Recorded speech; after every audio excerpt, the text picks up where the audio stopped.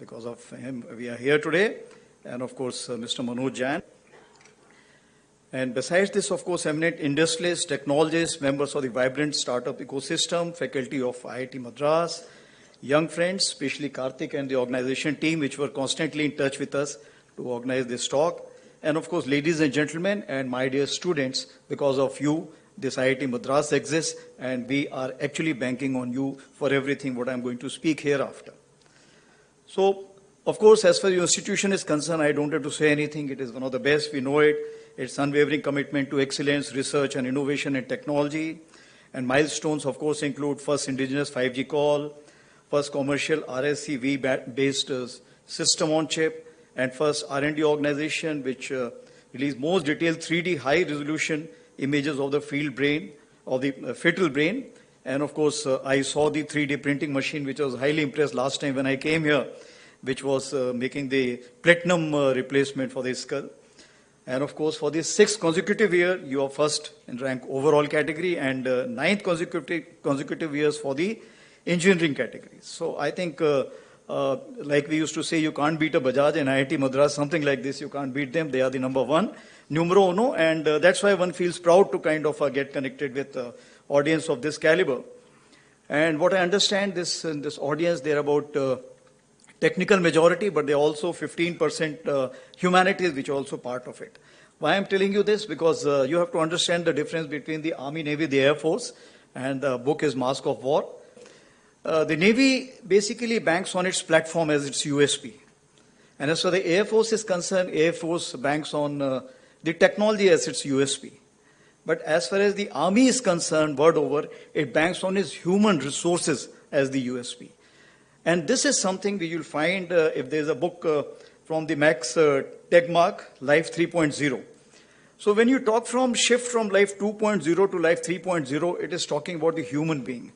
So human being is the one which will be most responsible for these kind of activities when we are looking at the transition and technology-oriented kind of future. So what it means that human resource and technology, the best binding which you will find is provided in the Army, and that's why this Agni Shodh was very critical to all of us. Even in National Defense Academy, what we are looking at, that we are having the technology as well as the humanities combining together, because the decision to apply what kind of a technology, because it has this ramification, second and third order effect, that has to be understood by the human brain, because technology in isolation will have its own implementation or implications. So this extramural lecture, which has started in 1982, and great to see that the prominent speakers include spiritual leader, His Holiness Dalai Lama, Missile Man President Abdul Kalam, and of course cerebral chess champion Viswanathan Anand. So let me connect with these three before I move ahead. So as a spiritual leader, His Holiness Dalai Lama is concerned, since I am also the Colonel of the Regiment, now Honorary Colonel of the Regiment, Ladakh Scouts. And Ladakh Scouts, the spiritual leader is Dalai Lama. And of course, I have to, before you take over the Colonel Regiment, you have to take his blessings personally, and I had to do that. What is more important is Sonam Post during Kargil war. The people who were going for attack from Ladakh Scouts were actually not very happy. And Sonam Wangchuk asked them, okay, what do you want to do? They said, okay, we just want to take the blessings of His Holiness Dalai Lama. And he took them to the place, got the holy blessings done, and thereafter, you know, everything is history, and we have the Sonam Post established today. Of course, Missile Man, of course, the DRDO and missiles, something which is very close to the military, I don't have to speak about. And as far as cerebral chess champion Viswanathan Anand is concerned, he is a master of chess. And of Sindoor, what we did, we played chess. Now, what does it mean? It means we did not know what is the next move the enemy is going to take and what are we going to do. This is something we called about the gray zone. Gray zone is that we are not going for the conventional operations, but we are doing something which is just short of the conventional operations. Conventional operations means go with everything, Clausewitzian approach. Take whatever you have. And if you are able to come back, it's okay, otherwise stay there. But that is the thing which we talk about, the conventional approach. Here the gray zone is any activity which is taking place in all domains. That is something which we are talking about. And Op Sindhu taught us that this is the gray zone. So we were making the chess moves. He was also making the chess moves. Somewhere we were giving him checkmate, and somewhere we were kind of going in for the kill, at the risk of even losing our own, but that's the way life is all about. So how the future war we look at, I'll talk about it in 4 trends. Then first one which comes is diffused. Diffuse means the battlefronts are actually not defined. There's no clear battlefronts. And do we look at, as of today, that has the Indo-Pak war finished? Has the Iraq-Iran war finished? Has the US-Iraq war finished? Has the Afghanistan-US or Russia or Pakistan conflict got over? The answer is not known to you and me. So what I am saying, these are something which are perseverant wars, and we have to live with this kind of a situation. Today, globally, 56 conflicts are going on with 92 countries. And this strategic continuum of persistence will continue to grow. And the second one is democratized. When we say that is the conventional, hybrid, non-traditional, all these wars are taking place together. And earlier we used to, let's say, depend on the big platforms and Second World War. This is what something is going to play a role. But now, let's say if there's a tank squadron which is there, and suddenly you take a kind of a swarm drones which can fire the missiles, it's a major vulnerability for tanks today. Of course, that's why in the tank regiments also we are raising the drone kind of elements and counter-drone elements for this reason. But what I am saying, the battlefield equalizers is something which has come through. A platform in its size does not make a difference. What it makes a difference, how can you counter it? So a small intelligent move, a smaller technical kind of a move which is there, was asked that will you have the robo-soldiers later? I said robo-soldiers we can have, but if we are 150% sure that we will control them, because if somebody else controls, they will turn around. And if they turn around, you're gone. So that is what the technology counts about. Coming on to the third one is the diverse. Now, when we talk about diverse, the Ukraine-Russia war, which has taught us that they are using the robo-dog also, but they are using the live mules also, animal transport. Why? Because when the animal which is moving on a pre-designated route, it is not a very, very lucrative target. But if you go with the ATV and carry the ammunition, itself becomes lucrative target. So that is the diversity. You're looking at a robo-dog as well as the animal transport live, which is carrying the ammunition in those trenches. So as far as the Indian Army is concerned, it is different from what we talk about the US wars, what we talk about the Iraq-Iran war, Hamas war. Why? Because as far as we are concerned, we share two borders. And both borders, you can call it live, semi-live, in whichever terminology you can look at. But these two potential adversaries have the capability to orchestrate kind of a war which we have to face together or one by one. That we cannot say for sure as of today. But capability-wise, we have to stand up to both the fronts. Now, if that be the case, then we have to look at 5 generations of warfare.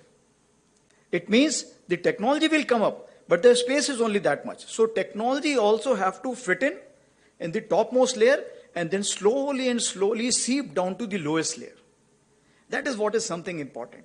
So technology has to be imbibed, it has to be understood, and then it has to be percolated down to a common soldier. And that is why I have said that eagle on the arm. Means our 12 lakh population of Indian Army, everybody should have one drone each, is eagle on the arm. That is the beginning which we are looking at. And it doesn't mean that we'll be looking at bigger drones and missiles and everything, but that is the beginning. And that is the technological consciousness which I'm expecting from all. So from muddy trenches to Internet of military things, this is what is the kind of a arena what we are looking at. As far as the demography is concerned, that is the fourth D I was talking about, is of course, which are the principal players in this complete thing? The terrorist groups, Hamas, LET, now TRF, now some more names which are coming up. They will be permanent part, at least the India is concerned. Militias, we have Wagner Group, and now recently Myanmar has issued a thing that you can have the private army operating there with 25% from the foreign.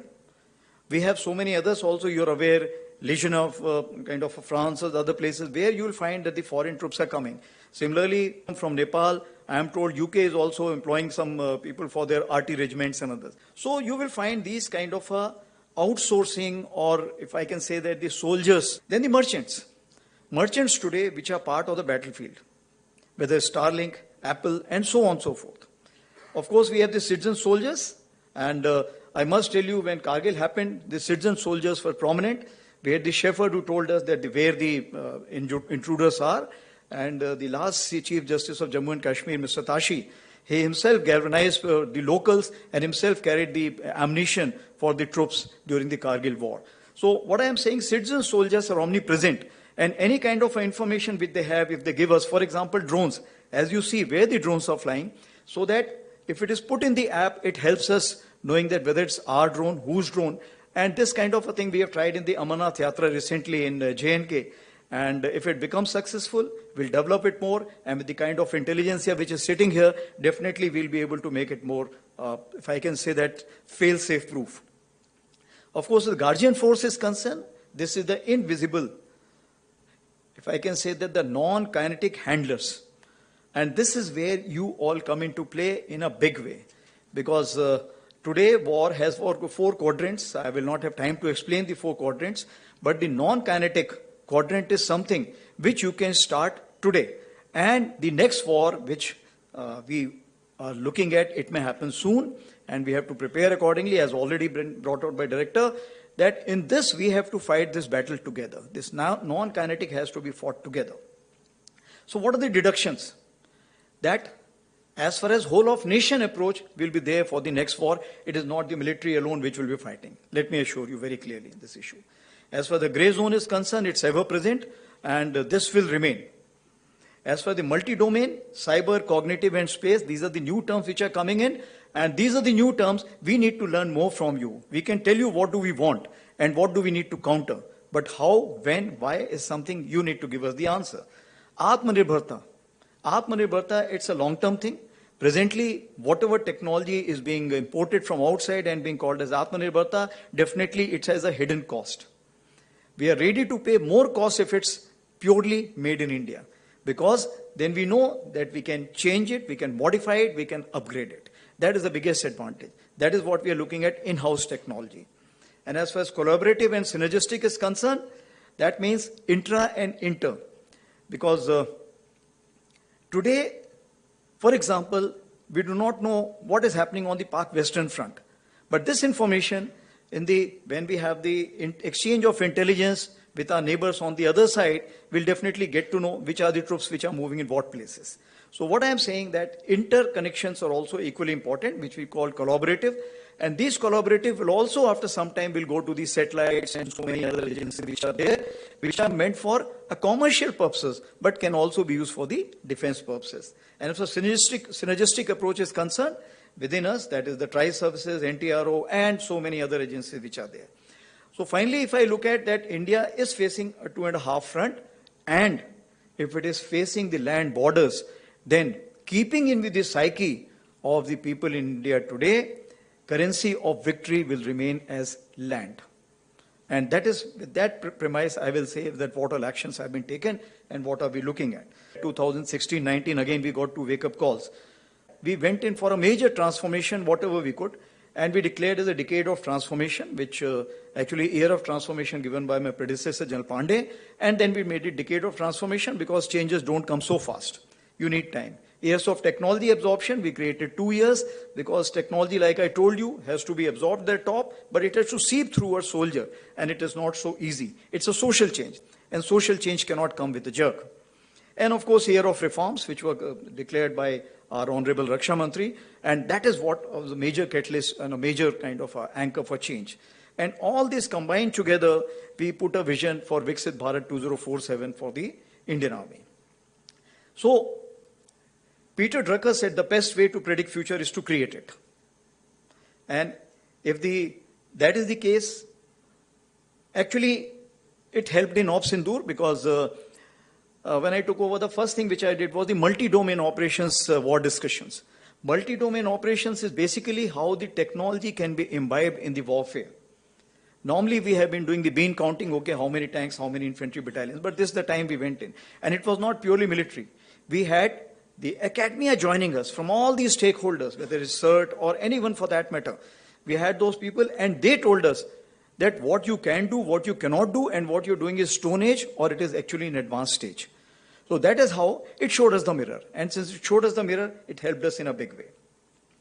So moving ahead, I will just talk about the Op Sindoor as such. And since Op Sindoor, you may be actually saturated by seeing the TV and the parliamentary debates. So I will not spend much time on that. I will say how the technology came into play. But certain things important. 22nd April, you're aware what happened in Pahalgam, and it actually shocked the nation. 23rd is the time when next day itself, we all sat down. And this is the first time which RM has also said, I think enough is enough. And all the three chiefs were very clear, something has to be done. And the free hand was given, of course, that you decide what is to be done. And that is the kind of a confidence with the political directions and political clarity for the first time we saw. And that's what made a difference, because we want to do a lot, but that kind of hand-holding and kind of free, no terms of restrictions, if I can say that. And that is what kind of raises up your morale. And that is how it helped our army commanders or commander-in-chiefs on ground to kind of act as per their wisdom. Of course, then 25th, we visited the Northern Command, as you're aware, that is the place where we thought, planned, conceptualized, and executed the 7 targets out of the 9 which were destroyed, and where a lot of terrorists were killed. 29th April, of course, was the time when we met the Prime Minister for the first time, and thereafter, next day, of course, why I'm telling you this? Because it's important that how a small name, Op Sindoor, connects the whole nation. And I was telling director also that when he briefed me on this, he said, okay, we'll have this name Op Sindhu. And I thought it is Op Sindhu. Sindhu is basically Indus River. So I said, excellent, sir. Indus Water Treaty has just been frozen by you. He said, no, it is Op Sindoor. And just see, this one name has connected the whole nation together. And today people are saying Sindoor to Sindhu, everything we have taken care of. But that is something which galvanized the whole nation as such. And the soldiers per se, because when I went on ground and I told them that, look, any sister, mother, daughter, whenever she applies the vermilion or the sindoor, she will always remember the soldier. And I think that was the connect.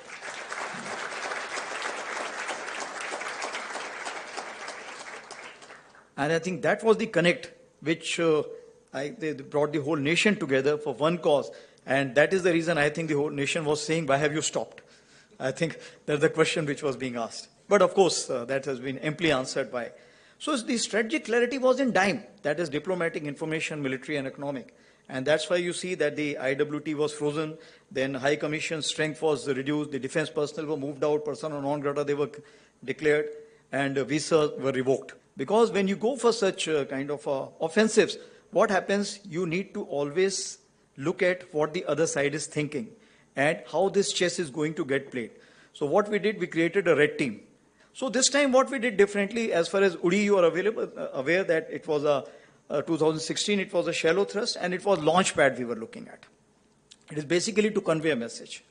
As for Balakot in 2019, we were looking at penetrating through J&K, going across to training camps which are in Pakistan, and again a kind of giving a punishment. But this time I think that is Pahalgam 25, it was wide and deep where we hit the heartland. This was the first time we hit the heartland. And of course, our target was the nursery and the masters. And like I told you, and this has never been done, and even Pakistan was not expecting that the heartland will be hit. And that's what came as a shocker to them. But were we prepared for it? Yes, we were prepared for it to absorb the blowback which will come up. So finally, we chose 5 targets in Jammu and Kashmir and 4 targets in Punjab, and out of which 2 were with the Airforce, because the kind of ammunition which was required was much more. And at such a long range, if you have to send it, then the options are either with the Army, Navy, Air Force, long-range weapons, or with the Air Force. So we decided to go with the Air Force, and it helped us because thereafter all the kind of if I can say that the rebounds which were taking place or the blowbacks which were taking place. But what is important, it was a new normal. It was a new normal where our forces were always prepared for a conventional operations. So though we were trying last 1 year that what is grey zone and what is multi-domain operations, but people were still not ready for it. But this is the time that our ground forces were actually playing chess. How many were going forward? How many were staying back? How many were moving somewhere else? So this kind of a chess move was there. So in this chessboard of 64, something was visible, something was not visible. And something which was not visible, maybe other countries may be helping out to kind of make them visible for the adversary. So the force, if you have to kind of look at force orchestration for a military man, it comes in 3 forms. And all these 3 forms you will play a role. Firstly is the force visualization. How he is going to employ his force, how am I going to employ his force, how it will be 2nd day, 3rd day, 4th day, 10th day, 15th day, because you don't know. because this test match stopped in 4th days. And it could have continued for 14 days also, 140 days also, 1400 days also, we don't know. So we have to be prepared for those kind of things. Second is force preservation.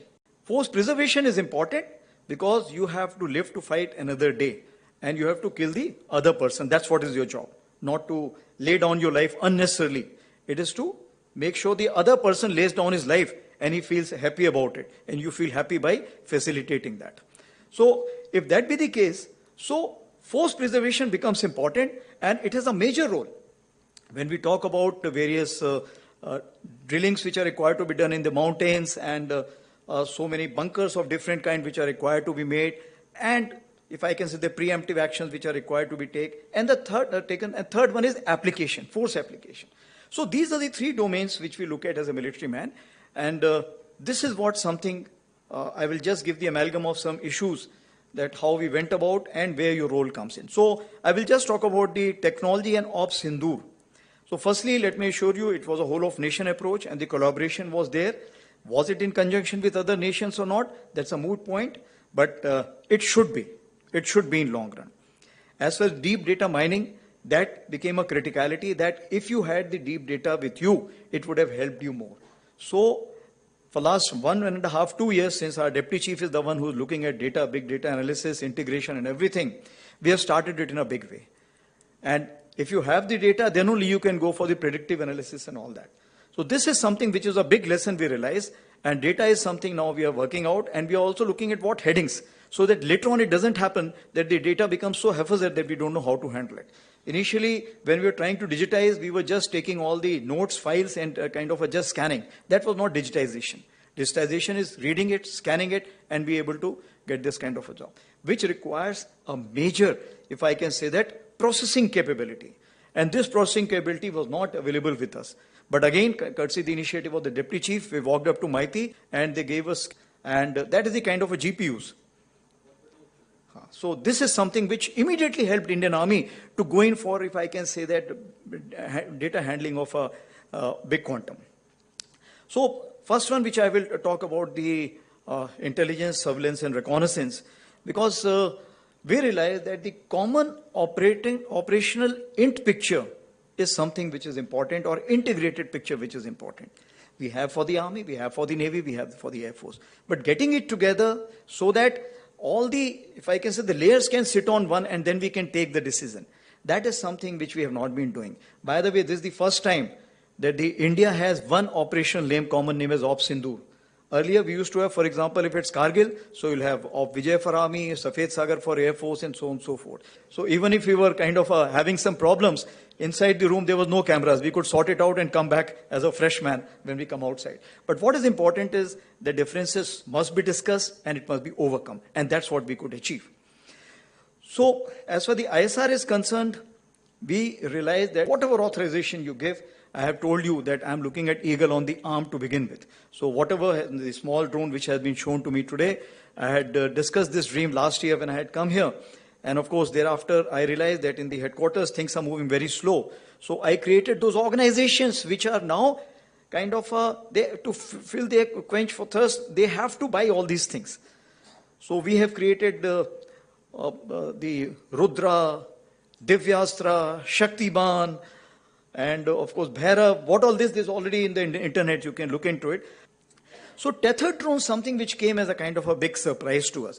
Because the jamming was so high in this Ops Sindoor that they could not cross, some they could cross, we could not cross, we could cross some. So the jamming was something which became a kind of a thing for the surveillance. So tethered drones is something which provides us that kind of a thing, because even if he wants to target, how many will he target? So the number is more, then it becomes easier, and there is no, if I can say that, the gap which is there. And that's why tethered drone became the talk of the town. And as far as the satellites are concerned, yes, satellites we realize that we need much more, but pseudo-satellite came up in a big way. Pseudo-satellites are the one which basically, they perhaps what we say, they come to a particular level and remain for the desired period what you want. And they cover the area what you desire to be covered. So that is something which we are also working out. The other side is also buying it. And this is some field. But what is important is not only the flying object. It is the electro-optical equipment which is there, and the communication from that to the ground.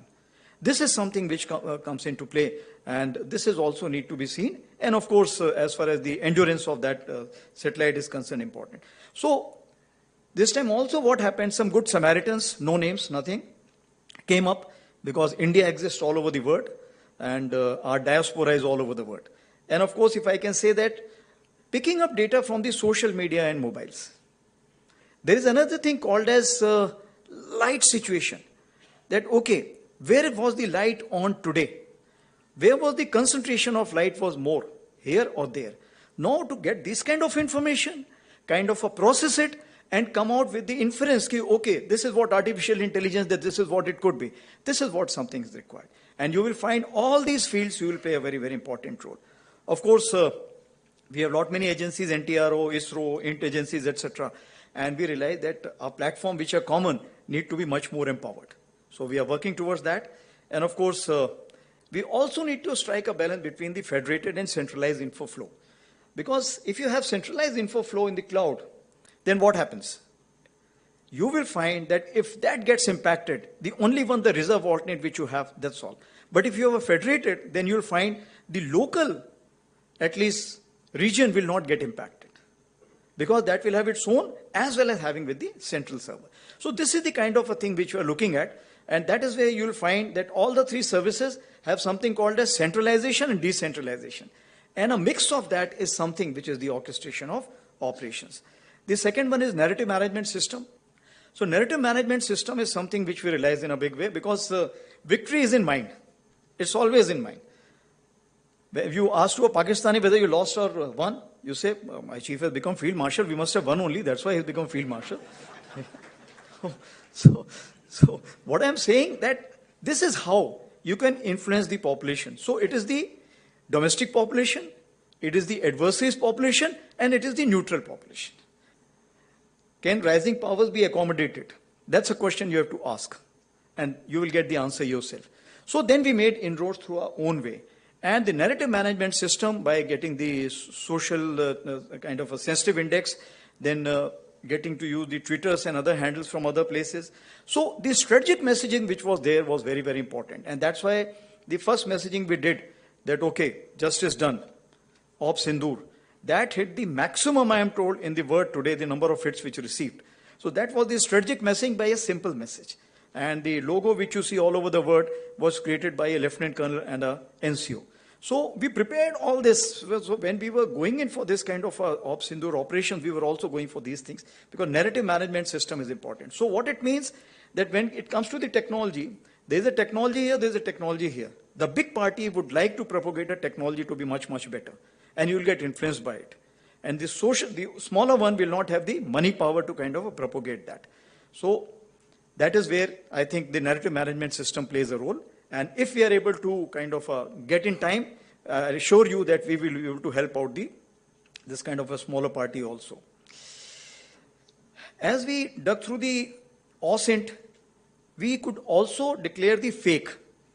And that's why with the IIT Guwahati also we have signed and for the IIT Delhi also we have signed the MOUs on interacting or getting information from the OSINT.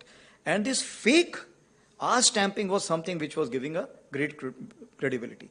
Now when we talk about the predictive analysis, I told you about the big leaders.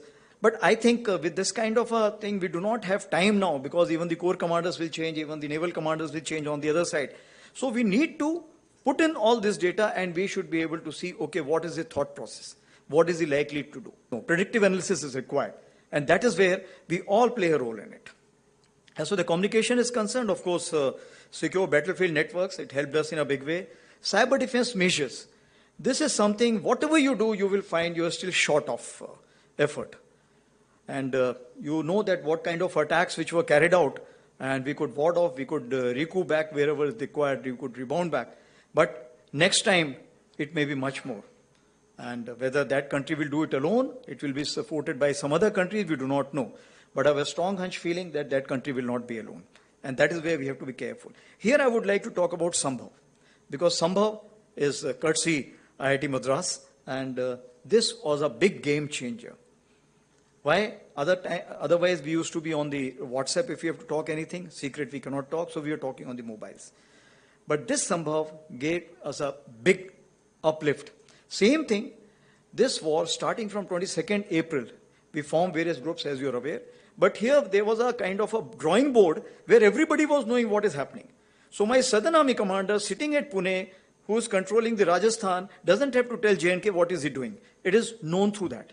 But what we learned, that we allowed too many people to use Sambhav. And we gave too many permissions. So now, at the time of crisis, if there are 100 messages, how will you kind of sift that which is the operationally important? That's why the hierarchy became important. But the workload is something which was, let's say, X. It became 100X.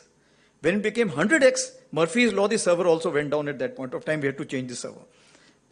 So then we realized that the hierarchy of communication becomes very important. So centralization is important, but decentralization was also important.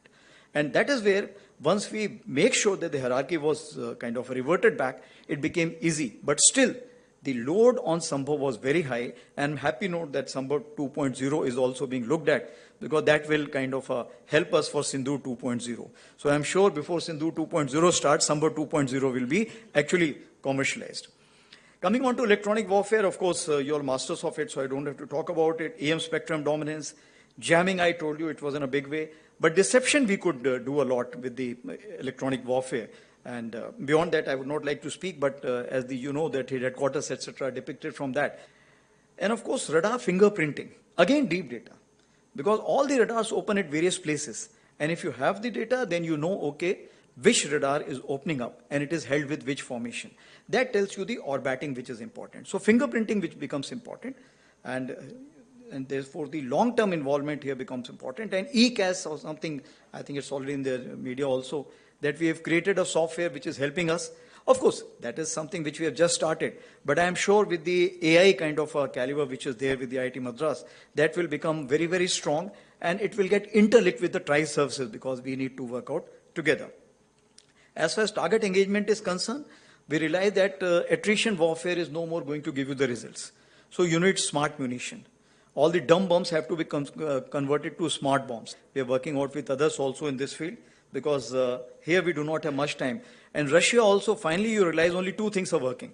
The rest, everything has gone back. Today I was reading the air assets have been pushed back. And the platform which are there, they only use when required.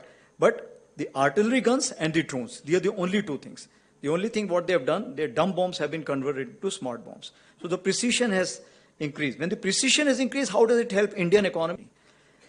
If you use a X number for, let's say, dumb bomb, you will use only 1/5 of the ammunition if it's precision in nature. And that is where you will find that the cost does not make a difference. The impact which will help us, because it will be timely impact and allow us to further the battle which is required. Rockets, extended range, we are well aware that what we are working here. And we also carried out a trial yesterday where we got the circular reparability of 2 meters for the 70-kilometer Pinaka. And of course, ramjet technology, again, we are having a very, very high hopes. And we are, I'll not say running out of patience, but we are impatient that earlier as it comes, better it is. And of course, if I can say that private industry also tested some missiles, which was again in the newspaper, 150 to 400 kilometers. So we're moving fast, and we have to move much faster. Swarm drones and mother and the, if I can say that the sub drones or children drones which are there, there's a new concept.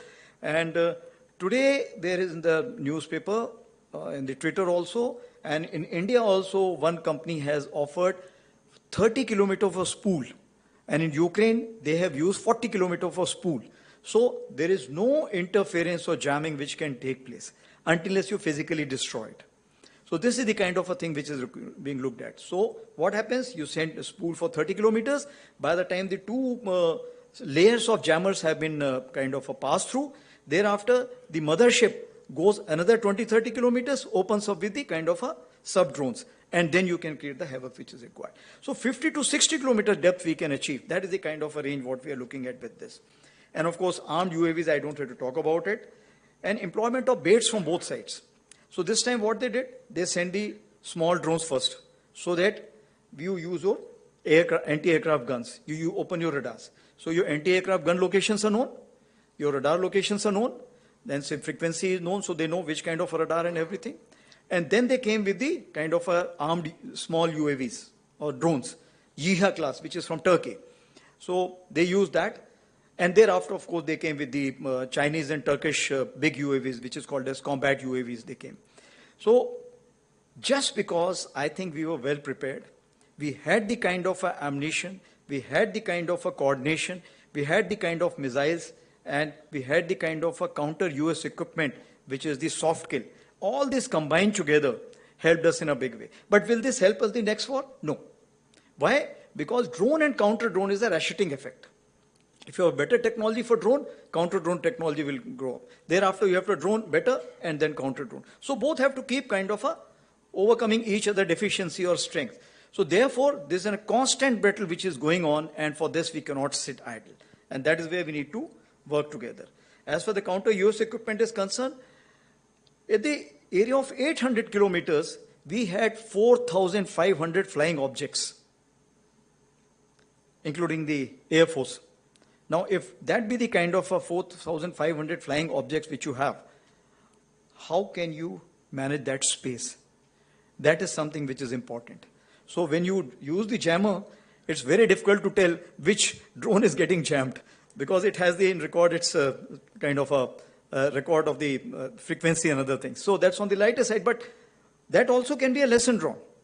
But what is important is that we need new kind of patterns to look into it. And artificial intelligence plays a very important role, and networking again plays a very important role in this. Of course, hard kill, soft kill, we are aware. Fusion of that information, that which target to be engaged by whom. And of course, target tracking and tasking is something important. Moving ahead is the space integration. NAVIC, it will take some time, but I'm sure by 2026 December, we should be able to get it. But as far as the space is concerned, satellite, we used it in a big way. Images, satellite images. But actually the requirement is much, much higher. The satellites availability is much, much lower. Every side, even if you look at the America also, they will also find it difficult when you go for an intense war. This time the intense war was not there. Was it a conventional war? There are not many questions. It was a conflict with an enhanced volume. So if that be the case, then we need images not only from the satellites. What are the alternate means? That is something. And if not, then can we get the change detection very fast? Is it going to help us? Communication PNT and anti-satellite which is there, that is something which you need to look into. So we are looking at low cost, low orbit, and also launch on demand. These are the two kind of satellites which we are looking at in the near future. As for the war sustenance is concerned, logistic management system. Now, we have a logistic management system. The Navy has it, Air Force has it. Firstly, we need to combine that together, and then also combine it with the national logistics system. Because after all, we will find that it is not only the uniform people who can fit in the requirement. Because when you have to feed in this 12 lakh population, whatever you do, if it's a long duration war, we have a limitation of how much we will keep with ourselves. So that's only one of the side. Deception and decoys. Again, IIT Madras is doing a great job in that. Biotech and human enhancement. This is something exoskeleton. We are working out with some IITs, and I'm looking that in a big way. And this is a big game changer. When you pick up something which is, let's say, about 20 kg, you feel like only 10 kg when you pick up with the exoskeleton. So that's why we are looking at it in a big way. And a lot of progress is being made, but I think it's still not enough. And also stress analysis sensor. This is something which is important, because we need to have the sensors now, so that everybody wears this and we get to know how much is the stress, and depending on that we can send the people ahead, back, or a kind of a stress buster. We also have a go, no-go tablet, so you're aware in high altitude we've already prescribed for various places. The Air Force already has it. We've also, for accelerated acclimatization, we are looking at it. We have used some medicine which we are saying under the special conditions we can make this 6-day acclimatization to 4 days. But I'm very hopeful with Dr. Kamakoti now having this kind of a situation that you are having the lay-based institute. We'll be very happy to join this kind of a study on this. And what is important is that we need this technical study, because medical study requires 7 years, and I may not have 7 years to go. So when I'm saying 7 years for this war to kind of a start. As far as AI is concerned, I think overall I have already talked about it, because it predicts the threat with the TSR, that is the time, space and resources. And that is where the AI plays a very important role. So whatever points I have given, if you combine this together, we'll get the TSR. We know that enemy has the capability, but when he's going to use it, where is he going to use it, and what resources he's going to apply. And that's what something we need to look into. And of course, the distance support tools, as you're aware, that now we have rejuvenated our battlefield surveillance support system, and also CIDSS, which we are working with Bell, and of course, Sama, which we are working out. So if I have to say so, that for the Viksit Bharat 2047, your and our convergence is very, very high, because as far as the strength for the future lies with the industry, academia, and military triangulation. And of course, we also have to make sure that the bureaucracy, financial people, and the government research agencies also have to be taken on board. As far as the Indian Army is concerned, we have created the technology committee, which is Empower Technology Committee, which has got 16 technology clusters. And these clusters all over the media we have already given out. And we've also given out which is the principal staff officer to be connected to and which is the director general to be connected to. Because whatever you have, you don't have to come through me or the deputy chief ISNC or with the ADG, ADB. You can just go to them directly. Those DGs are meant to do this, whether it's robotics or it is with the quantum technology, blockchain, you name a thing, and we have the people named for it. We've also created a cell at IIT Delhi, Kanpur, ISC Bangalore, and of course, Agnishodh is a very good beginning, and we are very hopeful from this. As far as MCT is concerned, of course, we have India AI mission, Chip to Startup mission, and of course, Project Kila, that is the quantum computing, that is what we have. So what we are looking at two ways from you is basically the disruptive technology, which should make our job easy, and that offset strategy. Offset strategy, once we sit with you, you tell us your prowess, we will come out with the offset strategy. So these are the two things we are looking at mainly. Of course, water jet cutting, which has been explained to us, we are looking at keenly. We're also looking at a smart IoT kit for health monitor. And Ladakh IIT extension is a big thing because our northern front is completely, will be dependent on this research center. And Army internship program, which we have started recently, and I'll be urging all of you to join that Army internship program. And all those who feel they are already graduated, you can also join us as an officers, because we have now all the technical fields open, and we'll be soon from 2025 end, we'll be giving out the advertisements for that. So what are we expecting from you? If I could just summarize it: advanced composite materials, metallurgy, microelectronics, precision guidance, gyro sighting system, seekers, cyber security and military grade secure communication technology, AI and ML, of course, quantum computing, robotics, unmanned sensors and systems, synthetic biology, and Ladakh Center is going to play an important role. And I must also thank IIT Madras for jointly organizing at national level cyber competition in October 25, that is Datathon and Capture the Flag. So in summation, I have to say that Ops Sindoor, a new normal, is just the beginning. It's the age of acceleration, the transformation we are living in. And if that be the case, then journey to be traveled together for upholding peace, even if enforced through strength, synergy, and sovereignty, is the call of the day. Thank you very much. Jai. In your address, you spoke about something, citizen soldiers. My question regarding is another part of the civilian aspect is, during Operation Sindoor, we all saw that the regions, they were facing a lot of heavy fire from the side of the enemy. In such situations, can you shed some light upon the role of the army to ensure that civilians don't panic and behave responsibly, which is, I think, very important during such operations?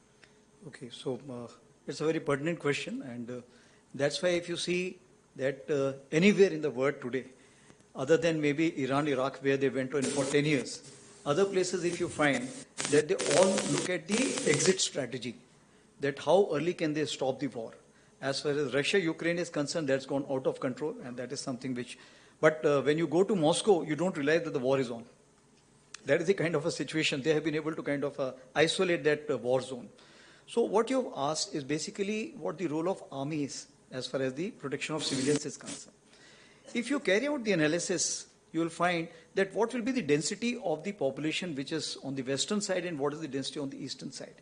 In my wisdom, I think whatever population we have on our borders, along our borders, let's say 30, 40 kilometers, it is 3 times on the other side. So it has to be very clear that if you look at civil target, the other side will be a very, very big loser. So that itself becomes a kind of, if I can say that, a deterrence for them to take care. That is point number one. Point number two is we talked about force visualization, protection, and that is preservation and then application. So when we look at force visualization means what? That we have to visualize that what is the kind of a force application the other side is going to do. Based on that, the actions are taken on ground. You saw that the civil defense exercises took place. The NCC boys went around and spoke to everyone. There were community centers which were identified. People were talked about if the shelling takes place, how the blackening of the complete area has to be carried out. Those rehearsals were carried out. In 2019, we went in for, along the LC, the major drive for constructing the community bunkers. Because the line of control, as you see, the firing is on in a big way. So what it means, the population which has been impacted over a period of time is conscious of it. And if they're conscious of it, they're taking all these actions. At some place who were in depth, they said, okay, it will never come to us. But when we found that the drones which are coming inside, and of course we shot them down, then we found that other players also who were not looking at bunkers and they said our houses are safe enough, also started looking for the bunker construction material. So what we are looking at now, that awareness, what actions to be taken, that in conjunction with the NCC, in conjunction with civil defense organization, in conjunction with the civil administration, and also look at more such kind of a, if I can say that, infrastructure coming up all along the border. This is what we are looking at. And if anything falls of enemy, any ammunition, it will fall on us first, then only it will go to the civilians. Thank you. My question was regarding the use of technology in Operation Sindoor. So could you elaborate on the use of technology, specifically drones and related devices during Operation Sindoor? Also, do you see non-kinetic warfare playing a key role in going ahead with what we'll do next? So as far as the drones are concerned, let me tell you that since I was commanding Northern Command for 2 years, and there the drones is something which is the daily requirement because of the half front which I talked about, that is the counter-terrorism operations which we carry out. But we realized that the drones which we bought over a period of time, the acquisition process is so long drawn that whatever we wanted about 5 years back came today. But the requirement was something which must be manufactured today. It should be state of the art and it should come. So what we did, as far as we are concerned, we used those drones. We modified many drones. There is a book which is called as Jugaad, and you all must read it because Indians are very good at it. So what I am saying that our special forces and some organization which are with the DRDO and our intelligence sat together and modified the drones as per the requirement. And these drones, we used it effectively for the destroying these targets which are there. And if I can say that, to the extent that industry came forward in a big way. No names, but the industry came forward. Whatever they had, they told us, this is what is available with us today. Please take it and use it the way you want. We said, money, forget about it. So this is what is the patriotism and nationalism all about when we talk about that whatever was there with the country, everything came forward and we used it effectively. But was it enough? No. It was only 1/10 of our aspiration. And that is why a huge chunk of now emergency powers have been given to us. And from that emergency powers, which we are buying in a big way, the lot ammunition, the drone equipment, and counter-drone equipment. This is what we are looking at.